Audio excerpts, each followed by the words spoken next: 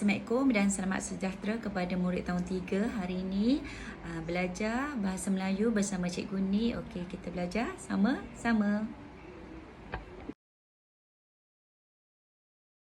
Assalamualaikum dan selamat sejahtera kepada murid tahun 3. Okey, Cikgu nak awak buka buku Melayu bahasa Melayu tahun 3. Okey, buka muka surat 14. Buka muka surat 14. Okey. Topik hari ini ialah menulis. Menulis. Okey. Okey, cuba kita tengok. Selain pada menulis, awak perlu memadankan, memilih suku kata yang sesuai berdasarkan gambar yang telah diberikan. Okey, sebagai contoh, nombor 1 ni, cuba awak tengok gambar berus. Okey, rus telah disediakan. Okey, ber akan diambil daripada kotak yang disediakan. Okey, BE kita ambil daripada sini, tulis kat sini BE RUS rus. Berus. Okey, berdasarkan gambar yang telah diberikan. Okey.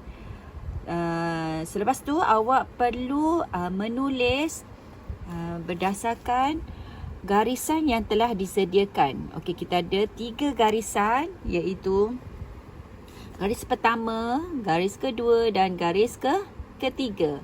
Okey, kita nak menulis. Okey, contohnya macam ni, BE. B. Okey, B dia ada kepala. Okey, kalau ada kepala, kita akan menggunakan baris pertama dan baris kedua. Okey, cikgu tunjuk contoh cara tulis B.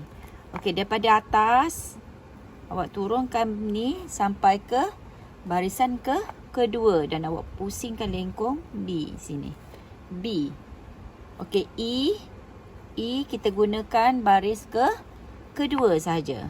Okey, E. Tulis E di sini. Okey. RUS tiga-tiga menggunakan kita akan gunakan garis di tengah sebab dia tak ada kepala dan tak ada ekor. Okey, kita tulis di sebelahnya. RUS.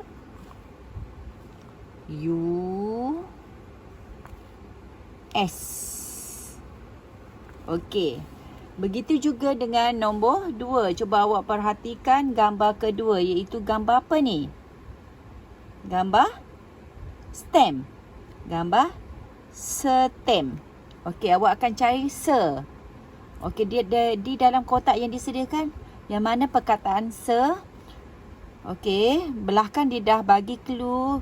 Bagi suku kata dekat awak, TEM, tem. Stem. Okey. Dan awak tuliskan dengan betul pada garisan yang disediakan. Okey. Nombor 3 ialah gambar ribbon. Ribbon. Okey, awak cari di atas kotak dan awak tulis berdasarkan suku garisan yang telah disediakan. Okey. Gambar keempat. Apakah gambar ni? Ya, ini ialah gambar pensel. Okey, awak tulis pensel. Awak cari pen. Di mana pen dalam kotak yang disediakan. Okey. Okey, awak gabungkan sini pensel pada garisan yang telah disediakan. Oh, begitu juga dengan gambar kelima ni ialah kertas. Gambar kertas. Okey, gambar ke-6. Gambar ke-6 ialah sampul. Gambar ke-6 ialah sampul. Okey, awak cari dan kita gabungkan pul dan tuliskan pada garis yang telah disediakan. Okey, itu ialah pada muka surat 14. Cuba tengok, lihat pada muka surat 18 sambungan kita. Sama juga, iaitu awak tulis, salin dan baca. Okey, ni juga menggunakan 3 baris untuk menulis dengan cara mekanis, iaitu dengan cara yang betul. Okey, nombor 1. Okey, contoh dia dah berikan awak betik. Okey, awak cuba tengok pada contoh yang diberikan B. B tu ada kepala. Okey, bila ada kepala, dia akan menggunakan baris pertama dan baris kedua. Okey. E ialah menggunakan huruf E di tengah sahaja. Dia tak ada kepala dan tak ada ekor. E di tengah, menggunakan baris di tengah. T dia ada kepala. Okey, dia menggunakan baris pertama dan baris kedua. Okey, I pula dia menggunakan baris di tengah juga. Okey, K huruf yang mempunyai kepala di atas. Okey, kita boleh menggunakan baris pertama dan baris kedua. Okey. Awak akan tuliskan sama juga dengan apa yang cikgu dah ajar sebelum ni. Okey, cikgu nak awak buat latihan pada nombor 2, iaitu nanas. Okey, nombor 3 lemon. Nombor 4 gajus. Nombor 5 jagung. Dan nombor 6 ialah pisang. Okey, cuba kita tengok contoh pada muka yang nombor 4. Nombor 4 ada huruf yang mempunyai ekor. Okey, jika huruf itu mempunyai ekor, awak perlu menggunakan baris kedua dan baris ketiga. Contoh cikgu bagi buat G yang ada ekor G. Okey. Ini ialah cara menulis huruf yang mempunyai ekor di bawah. Okey, menggunakan barisan kedua dan barisan ketiga. Begitu juga dengan huruf J. Okey, begitu juga dengan huruf J. Okey, awak menggunakan baris kedua dan baris ketiga. Okey. Selain pada muka surat 18, okey, awak buat juga latihan yang sama, aktiviti menulis pada muka surat 22.